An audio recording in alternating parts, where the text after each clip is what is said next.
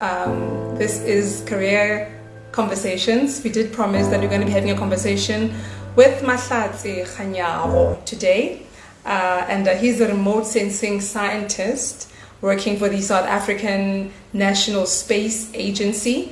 So we're going to be talking to him today as we get to understand more about the kind of work that he does, and of course to get our kids interested in understanding the opportunities that are there in space. Welcome. How are you doing? Hey, good and you? I'm great. Great. Welcome. Yes, I'm so glad to take you out of your meeting. Your meetings. Is this your lunchtime?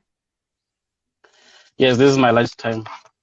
Okay, awesome. I can be free then and know that I can actually work. Can I have something to? Well, I've got a team that's helping me today. Don't mind me. There's people that are helping me. Okay, that's Okay. great. Yeah. Mahlatse, part of the reason why we are having a conversation with you today is, first of all, because the South African National Space Agency, I see that you've got the banner there in your background, that there is, Yeah. February is really a big month, especially the 23rd of February, because it's actually when we mark the 22 years since we've launched Sunsat into orbit. So that is a big one, Yep. you know. Yep. And maybe before we get into the conversation and getting to know who you are and everything, Sunsat, what is Sunsat? Sunsat. I would prefer to start with SANSA. Let's do I that. know, yeah, wherever I Ah, go, sweetie. I come across a lot of people that actually do not know about us. So I think it's an opportunity to just get to introduce SANSA as a whole briefly, Okay. and then I will just go to what SANSAT is. So South African National Space Agency was formed in 2010 by the SANSA Act, and we have four divisions, which is space operations, space science in Hermanus, Cape Town, Earth observations, and space engineering. So each of these divisions are focusing on different things, but all value chain of space sector. So we have the space engineering, that are the guys that are designing and developing the satellites. Once that satellite is being developed, is sent to space operations, which are the guys that will launch the satellites into space, make sure that is well positioned in space, and make sure that that satellite now we can be able to communicate with that satellite and receive information from the satellite. So once that information is available in our servers, then Earth observation analyzes the data and produces information that can be used by government departments, by citizens like you and me, in order to address some of the social and economic issues. And the Space Science Directorate is focusing on the behavior of the sun and the weather in space. So just like as we have weather here, and you have the forecasts that tomorrow is raining, then you know that you have to carry the umbrella, or tomorrow is going to be cold, then you know that you have to dress warm. We have the space weather division that looks at the weather that is in space, particularly the behavior of the sun, because the sun from time to time will emit a lot of energy that will destroy our satellites, and also has an impact on the transformers, ESCOM's transformers, and hence will have an impact on our livelihoods in terms of the manufacturing industries that are producing various things that we are needing them for our livelihoods, and also our, of course, households. Whenever there is a power cut, we get impacted very negatively, because we are much dependent on the electricity nowadays. So yeah, that's in a nutshell what SANSA is focusing on. So this year we are celebrating the 22 years of South Africa being the spacefaring nation. And this started in 1999 with the launch of Sunsat. Sunsat is a satellite which was about 64 kilograms, and it was launched in space and designed by the University of Stellenbosch, and mainly by students. So this marked a major milestone in South Africa and also opened opportunities for the existence of SANSA today, and also the various companies that are actually playing a role in terms of the space sector and driving value from the space.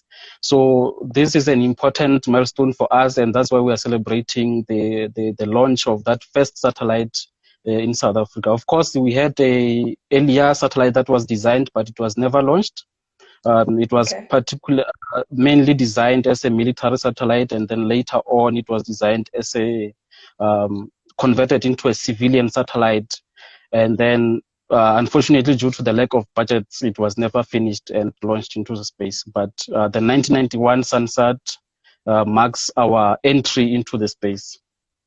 All right, okay. So we have a sense of what SANSA is about. We have a sense of what Sunsat is about. So let's just get to know you as a person before we even get to talk about the career options. So Mahlatse Kganyago, just give me an idea of what you studied, in school before you even went to tertiary level.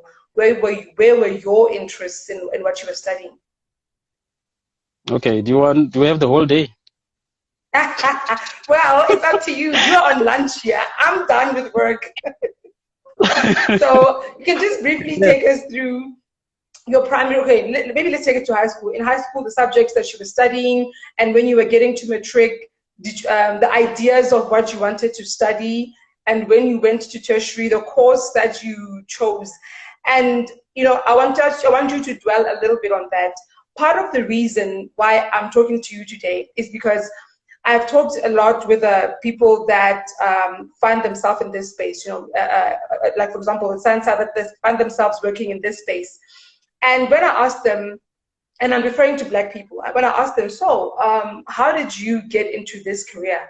I'm telling you, 90% of the time, it's sheer coincidence. They'll tell me, I came across this application of this scholarship, or there was somebody I knew who was at SANSA, and then they sent me this thing, or there was what. I've never come across an answer from a Black person who is in your line of work who says, I've always wanted to do this, and I went to university wanting to study this, and that's where my interest. A lot of you like you're not too motivating this career kind of.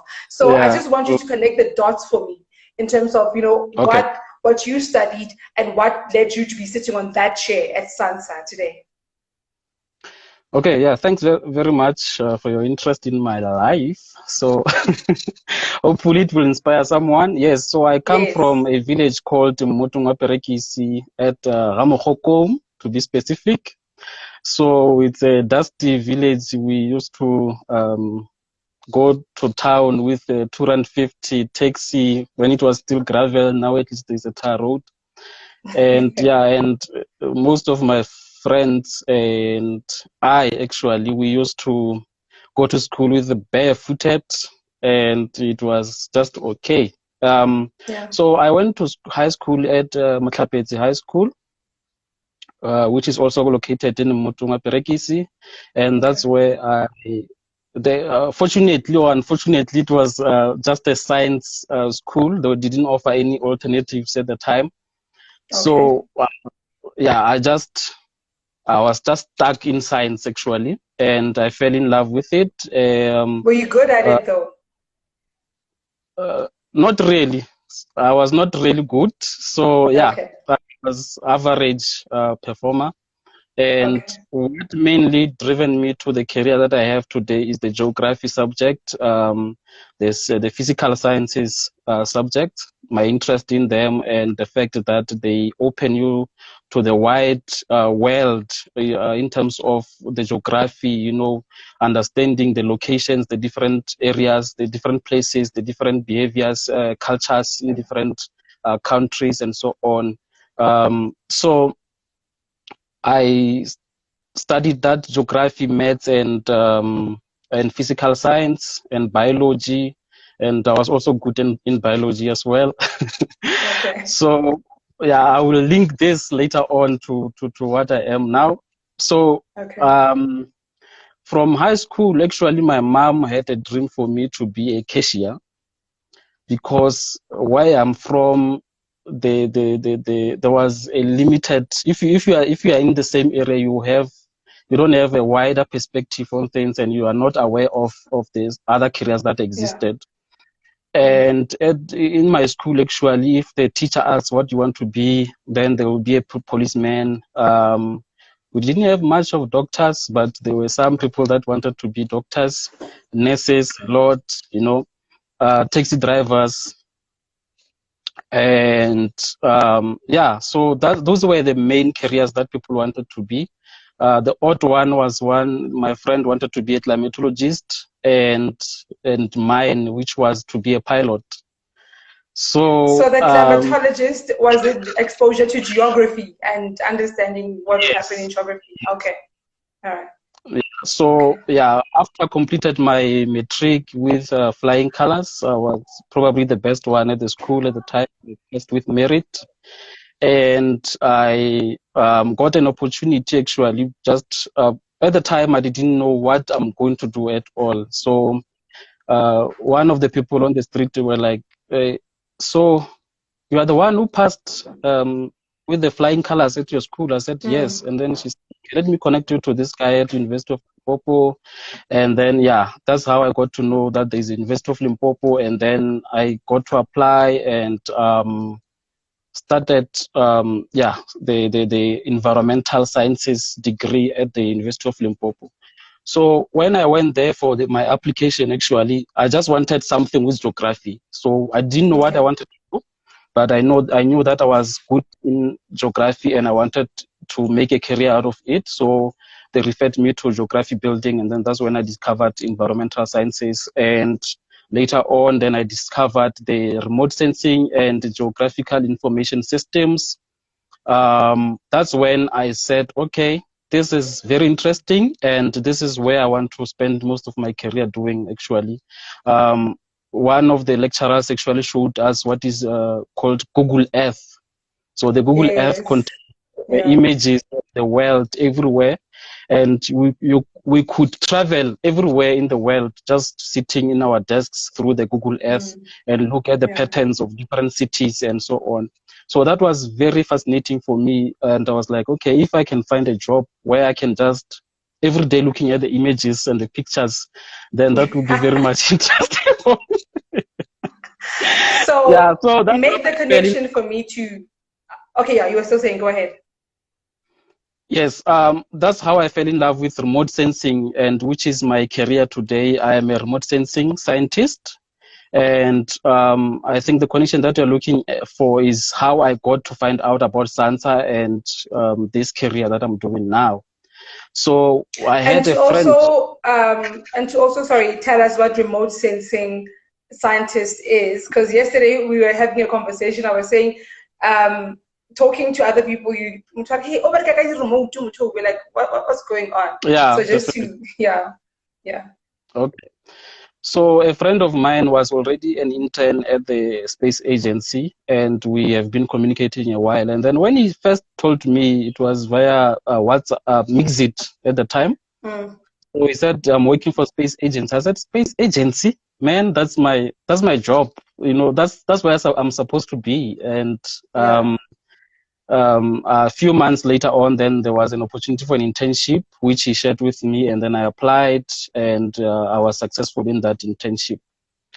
So just to give a brief as well to my career development up to today, I started that internship in 2013. So at the time, I had a postgraduate degree or postgraduate certificate in education as my fallback strategy, which I did in 2012. As a fallback strategy? Yes. Okay. Plan A, plan B. Yeah, you have to have that. So I got a lot of job offers during in the beginning of 2013, and for teaching, of course. But I had already had the application for this internship at SANSA. And one of the difficult decisions that I had to make was, do I accept this teaching job and get stuck in teaching, or do I wait until I hear the results of this internship.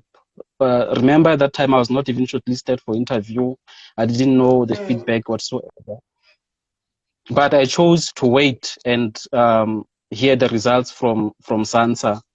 And fortunately, that paid off because later on, then I was invited for the interview and I was successful in that interview as well. Yeah. So, what am I missing? I feel like I'm missing something. The question that you asked. No. I was asking you to make a connection as to how you landed at SANSA and also your job as a remote sensing scientist. What exactly that is, what it entails, what you do on a day-to-day kind of. Yes. So when I am explaining to the general public, I like to say I'm involved in the science of witchcraft most of the time. I think most people understand what that is. So what basically, does that even mean? I don't know. So we are collecting information about things without being in contact with them. So right now I'm also doing witchcraft because I can see you have nice dreadlocks and you are wearing a nice laptop. Is that what you mean? I'm collecting a lot of information about you without actually touching you or being in contact with you. So that is what remote sensing is all about. It's about collecting information without being in contact with the objects that we're collecting information about.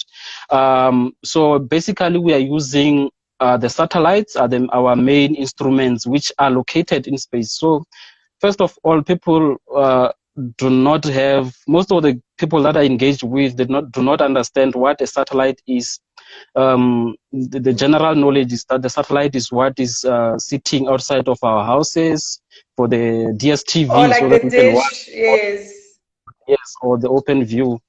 So that is a satellite dish, as you correctly put it. The satellite is what we launch into space, so it's constantly hanging in space because there's no gravity. The force of gravity that is pulling it down to the Earth's surface is constantly rotating around the Earth's surface.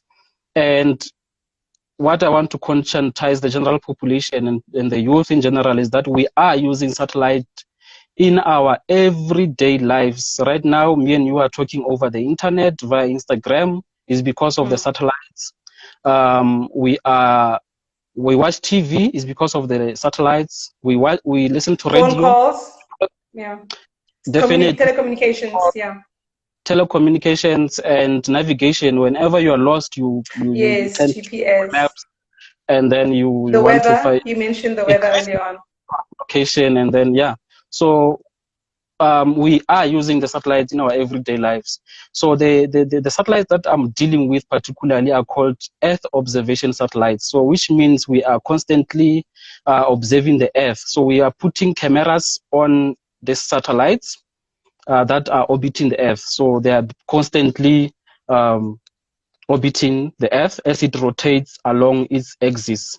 So that we are capturing the. And what are you looking for if you are observing the Earth? What is it that you're looking for? So nothing in particular, but those pictures provide a vast amount of information. So myself, I'm practicing in agriculture and vegetation studies. So that's how it links to the biology part as well. So I am looking at the crop conditions. So we extract information about crop conditions that helps farmers to optimize their farming decisions, such as applying fertilizers, irrigating. So we extract information about when to irrigate and where to irrigate as well, and when to fertilize and how much should you fertilize by as well. So these satellites, because they cover a wider range, wider areas within a period of every day, sometimes every 5 days. Other satellites provide us every 16 days and so on. So we can be able to use this various kind of information that is coming from satellites, and then we extract the information about the crops. Whenever the crops are stressed, then the farmers are able to get a notification and also see on the picture part of their fields are actually affected. And then instead of applying that fertilizer uniformly across the field, they can apply only where there's a stress, or even irrigation, they can only irrigate where there is moisture. So this is because I mean, I've seen. Sorry to cut you. I've seen okay. where in other, especially in other countries in the continent, where there would be innovations and things around that, and so it means there's that dependence on the data that you are providing from observing the Earth and everything. Yeah. Exactly. And we are supporting the government departments in terms of decision making, allocating the funds, the relief funds. For example, whenever there is drought, they have to know which areas are affected, which farmers are affected, so that they can allocate these funds accordingly, so that the farmers can be able to produce the food that we are all dependent on. You know. So, so you depend on that to pick up the information. Yes, so essentially, our information that we derive helps us to actually eat, to have dinner, breakfasts, and lunch. Okay, so there are questions that came through. I'm gonna just take you through some of the questions, and then we'll make time to answer them. One question that I'm looking at: what are the future prospects of remote sensing science? That is the future prospect. So I'm thinking this is someone who's maybe knows someone or a young person who'd like to get into the industry. They're thinking, you know, are there any good prospects for the future for this career? Yes, I mean, we have been in space for 22 years as South Africa, and we have relationships with multiple space agencies across the world. So there are multitude of opportunities that are existing for young people. So one of them is to become remote sensing scientists like me, or technicians, remote sensing technicians, or even engineers that are going to be developing the satellites and defining the specifications for the cameras that we need to put on the satellites. So and also the programmers. We need a lot of programmers, because the information that we are talking about is a big data. We're talking about terabytes and petabytes of data, where we need programmers to actually develop some processing chains that will automatically derive information out of the satellite images. So the space is here to stay, and also there are a lot of entrepreneurial opportunities where one can start businesses that addresses various components of the environment, such as your human settlements, informal settlements, monitoring, water bodies, extent and quantity, quality, you know, and such as floods and droughts. We can monitor them with the satellites. So there's a multitude of opportunities. Yeah. I'll tell you of, I came across a company, but I think this is out of the continent. It might be in the US, entrepreneurial kind of situation. And they service satellites in outer space. They fuel satellites, actually. Like they're like a garage, petrol type of vibe. If I'm simplifying it. And according to their profile, they go into space and they service satellites. They fuel satellites, something like that. And I found that so interesting. That, okay, you know, so we are going into space, and literally we are being entrepreneurial in space. It's not necessarily being on Earth and, you know, innovating, but it's actually going out. Yes, definitely. So those opportunities like that are existing, and there are others. We are looking for innovators like that will come up with new ideas in terms of removing even the space junk. You know, I know that you wrote a book, children's book, that is focusing on the space junk. So basically, when in the previous years, we didn't have technologies to bring the satellites out of orbit, so that they can be pulled by the gravity towards the Earth's surface. So most of those satellites, whenever they are decommissioned, which means their lives have ended, we can no longer communicate with them or receive information from them, then they will remain in space and float. And this is what we call the space junk. And this space junk, I mean, there's a multiple of satellites, thousands of satellites that are actually orbiting the space currently. And then they are cluttering the space for the new satellites that we want to launch and everything. So that is a major problem. And, you know, innovators such as one of the heroes that you wrote about in your book can help bring this out of orbit, so that they can be commissioned, and then we have a cleaner kind of a space environment in space. So Yeah. fortunately now the newer satellites, it is by regulation that they have to have some fuel left in them so that they can be decommissioned out of the space, and then they enter into the atmosphere, and then they burn out in the atmosphere. So Oh, that is okay. the current technology that we have, but the space junk All is right. still That's still an issue, right? yes. So we have a couple of minutes left. I just want us to get into young people that are interested in, in space. And I mean, you've mentioned some of the opportunities that are there. And I know that you are in the Earth Observation Division and everything, but young people who are interested generally in space and they are just really clueless in terms of what goes on and, what they can do and if they can really fit in that kind of a sector, just sell it to young people and say, as somebody who's from Limpopo and who finds themselves in this kind of a world, and when you look back, if you were called right now to talk to young people in the province and say, here are the opportunities that you can take advantage of, what would your focus be on? Yeah, so first of all, you shouldn't let your situations define you and undermine yourselves in terms of your education. You can hear my English is a bit broken because of a public school, probably, or the kind of teachers that I had. Your English is just fine. Yeah, thanks to my teachers then in the public school that I went to. So, but then there's a host of opportunities. First off, starting with the bursaries that are provided by the government departments, such as your Department of Science and Technology, even Department of Environmental Affairs, even the provincial departments of Environmental Affairs, Agriculture, and so on, that actually fund different learners to various universities. And the nice thing is that you can study at any university where they offer the environmental sciences, geomatics, or environmental management, where there is GIS and remote sensing. And these are offered across all the universities in South Africa, as far as I know. And you have a multitude of opportunities. Also, SANSA provides postgrad bursaries. So which basically means that once you have completed your BSc or your junior degree, then they can fund you for honors and masters and PhD if you want to go further with your studies.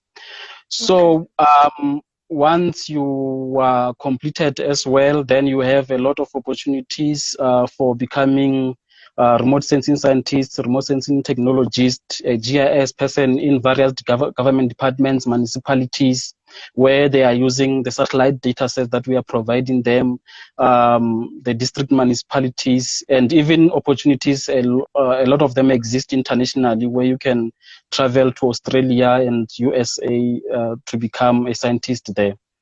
So these are some of the careers that you can focus on within the remote sensing sector. And also there are careers in terms of engineering, where you can be a satellite engineer, where you are studying electronics and satellite engineering at Stellenbosch or UCT or Cape Peninsula University of Technology, where they're actually developing satellites and they are launching them into space as part of their practicals. So wait, Debo, can I check something? I'm getting a message here. Can't you turn the phone upside down? Is my screen upside down? How are you experiencing me on your side? No, I'm seeing you fine now. It's on it's landscape, so the person has to turn their phone landscape. Okay, because I just want to make sure we're all on the same page. I'm seeing there's a whole lot of laughing and everything. Can't you turn the phone upside down if that is the preference? We are on landscape. I'm not sure but on your side, on your side, I mean, you are seeing me in like upright position, ne? Am I? Okay. No, you're not upside down. Oh yeah, we're in all landscape. Awesome. No, I was just checking because I saw another message. That's fine. So if you can't quite get us, we're in landscape. That's how you can. Sorry to cut you off there. You were still saying? Yes, I was saying there are vast opportunities as well in terms of engineering and also satellite tracking, where you can work at our Space Operations Center to communicate with the satellites. As I mentioned, the programmers that are needed to program even the satellites themselves so that they can be positioned in correct locations so that we can receive the correct data, and also the programmers that are going to work on the Earth observation data, remotely sensed data, which are going to manipulate these images into information that can be used by government departments, by farmers, by different agencies that are interested in such kind of information. So yeah, take it from me. I'm coming from nothing and now I'm something. So I wouldn't tell you something that I'm not doing. And as you can see the banner behind me, so I'm really working for the work agency, and it's something that I haven't dreamt about as a young person. And also, I just want to share with you that I've fulfilled my pilot dream. I'm a drone pilot. So I can fly without actually being within the aircraft. So I'm a remotely pilot. So hang on, like you see the drones that we use and everything. So you would need to be qualified as a pilot of sorts to operate. Yeah, definitely. Those. So it's required by law. So you actually go through similar kind of information. I mean, theory and practical in terms of and the legislation that the passenger pilots that are going through. So it's actually regulated in South Africa, and it's required that if you want to operate the drone for commercial purposes, you need to have a license, a pilot license for that. So yeah. Oh, okay. So I thought if you just buy it, you can just buy it and go and have an event and go and take pictures at an event or something. Legal, because remember the drones can collide. They are in the space, they're in the airspace, so they can collide with the passenger aircraft and cause even more damage. I mean, we're talking about lives, so it's more sensitive, and people need to take this serious. So there are various also institutions that are offering these licenses as well. So this is another career opportunity to use remote sensing, because we can put cameras that are similar to what is on the satellite. We can fly through the area in order for us to validate the measurements that are taken by the satellites, and also to even derive the information that we are talking about, agriculture, the water quality information and everything at a more local scale and in more greater detail. Okay, awesome. I think we are going to just wrap up. Let's wrap up with looking at you touched on this early on when you started your career progression in terms of when you got into SANSA and then where you are right now. Let's talk about career growth. You know, someone is interested in thinking, is there career growth, or will I be stuck in one kind of position, or is there an opportunity for me to grow not only in SANSA but in this sector, the way that things are stationed, and just also, you know, earning potential. You know, sometimes that motivates young people to say, you know, do I get paid well? You know. Okay, I'll touch that later on. But then in terms of my career progression, I joined SANSA having done the internship already at Limpopo Economic Development, Environment and Tourism. So at the time, you would imagine I didn't want to do another internship because I had already gone through the internship. But then it didn't provide me with the remote sensing skills that I wanted to develop, you know. So that's why I had to take another internship, which was at SANSA. And then from there, I did this for 12 months.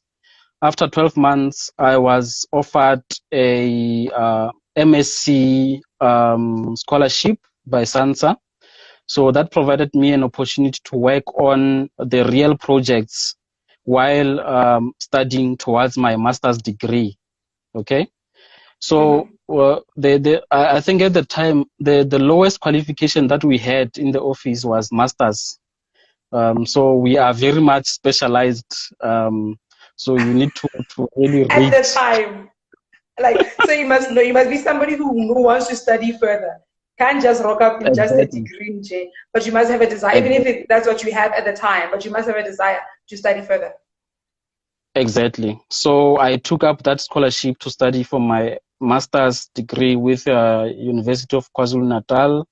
That took me 2 years, considering that I was also contributing to the real project that provided me with additional 2 years experience. So after that, it was 2016. Then I got a position here at SANSA as a remote sensing scientist, which is the position that I still hold today. So there are further growth opportunities. You can study towards the PhD, and then also you can become project manager for various projects that we are dealing with. You can become a senior scientist, a chief scientist, a principal scientist, and so on. So that's the kind of a career progression that we are looking at, depending on how much you're prepared to read further and specialize further in your career. Yeah. So yes, that's about how I progressed within my career. So in terms of the remunerations that you get, so first of all, there are benefits that you get that are not monetary. For example, I got to travel because of meetings that we're having, because of the nature of the project that we are having. So I got to travel all over the world. I've been to US, I've been to Japan, China. You know, I've been a lot of countries in the Northern Africa as well, and Eastern Africa, Kenya, Rwanda, and so on. So those are if you were to pay for those trips, it would cost you a lot of money. So that provides you that traveling and learning about cultures in the world, and it actually changes how you think altogether. Like it changes, you can't be the same person after traveling.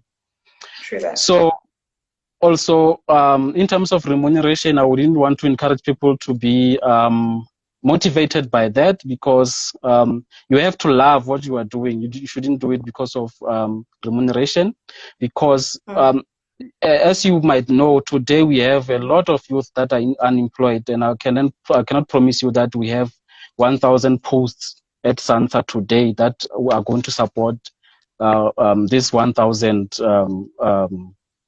youths that are unemployed. And there are people that are unemployed with the degrees that I have. So I would really encourage people to love first what they want to do, and then there are also entrepreneurial opportunities. If you are not interested in entrepreneurship, partner with someone who is good at that, and then when you are bringing in your own skills that are going to be beneficial, and then the other person is going to bring in their business skills, and then you combine, you form a very lucrative company, and then that's where exactly you will make money. Because actually, when you're working for someone, you can't say you are making any money. So I'm doing this for love, and I'm doing it for free, actually. So the company is just paying for paying for water and where I sleep and for transport. That's it. Oh, okay. Wow, really? The way that you paint that picture. I was just trying to look if there's any other question in terms of career-wise and everything. Okay. All right. Okay. No, we're good. Yeah, we're good. I think we're good. I think you did a great job in just giving us an into your world, especially the space sector. You know, many times it looks like an industry that, you know, is not attainable, that you can't quite access, and it can be a bit intimidating, and you might feel that you won't be able to qualify to be a part of that industry. So I think for young people, especially I should have taken my glasses off. People think that I'm a nerd, but it's just that I can't see. Well, too late. Too late. You've cemented that. So, I think we've established that you're a nerd. It's okay. If people are still here, I'm not a nerd. I'm just a normal person. Average performer. I failed a lot at school, and it's just all about picking yourself up and knowing where you come from. Actually, a lot of black youths, I don't think they should be. They don't need motivation, because you wake up one day without a scarf-tin to carry to school. Sometimes you sleep without having food in your stomach. That should be motivation enough to make you work harder and change your situation. It's only through education that you can change your current situation and change your family's situations. Because if one person within a family changes that status, their own status, then it changes everyone. Your younger brothers and sisters that are looking up to you, then they have someone to look for within the family, not just some celebrity like me. That that would come and motivate them. But this is just to provide you with other career opportunities that are out there. The space is not reserved for certain people that are coming from certain backgrounds. Is for everyone. It's a space for everyone, and you as well as a young person, you can occupy this space. And this is not just for the space sector. Any career that you're interested in, you must follow it through. And there are entrepreneurial opportunities in every career that we are doing. Today, I'm speaking to Mpho. Mpho, she's just a speaker. And if you are a speaker, you can make money out of just speaking alone. So that is an art on itself. And whatever career that you're interested in, you can make it successful depending on your motivation and your drive as well. So this is just to encourage you that your situations shouldn't define you, and take one day at a time and enjoy life, but also read books that will nurture your brain, prepare you for the future as well. Awesome. I think you've given me an idea without quite, realizing, because right now I'm talking with a couple of experts in the Earth Observation Division. But as you said, there are many, many opportunities in the space agency as a whole, and many careers. I mean, I'm thinking there is communication, there is marketing. That is part of the space agency. So I think I really need to put something together for young people, maybe around Youth Month or something, just really do a whole perspective and just give them a real sense of what the space sector looks like, not only in the country, but in the continent. So I'm putting my head on the block and I'm committing to that. I'm going to really look into that. So thank you so much, Mahlatse, for coming and talking to us this morning. We really appreciate it. Thanks very much for having me. I'm happy to always participate in these activities that inspire young people, and I hope that they are indeed inspired. And I'm available anytime that you need me. Okay, awesome. We're going to release you back to your meetings. You can put your glasses on like the nerd that you are. Don't worry, we've judged you already. It's too late. It's done. It's done. But thank you so much. The space industry, the space sector, we need to see more Black kids getting into that space. We need to see more Black kids understanding that there are options, getting into the kind of career that you are in as a remote sensing scientist. You mentioned engineers, people that work with drones, people that design different things, satellites and the likes. More Black people, more Black kids need to grow up and understand it's their space. They belong. They can get in there. It's not intimidating. There are opportunities for them. And it happens when we expose them to these things. And when the South African National Space Agency comes out and says, it's open, you guys can have opportunities, and we want to see more of you taking part in this space. So thank you so much. Go back to your work. We'll put this together, and then we'll put it up on different other platforms as well. I look forward to next week talking to one of your colleagues as well, as we're going to be celebrating, of course. The celebration is the 23rd of February, right? Of the first time, 22 years ago, as South Africa, when we were able to launch Sunsat, a satellite into space, and we became a part of the space community in the world. So thank you so much, Mahlatse. Thanks. Cheers. Bye. Bye, everyone. Cheers. Bye. Thank you, everyone, for joining and for the questions, and I hope that Mahlatse was able to ask them to your satisfaction. Otherwise, you can get in touch with him. He is on Facebook. He's really new on Instagram. Literally opened the account just to accommodate us for the talk today. But thank you so much, everybody. Enjoy the rest of your afternoon, and I will look forward to having more of these kind of chats. Bye.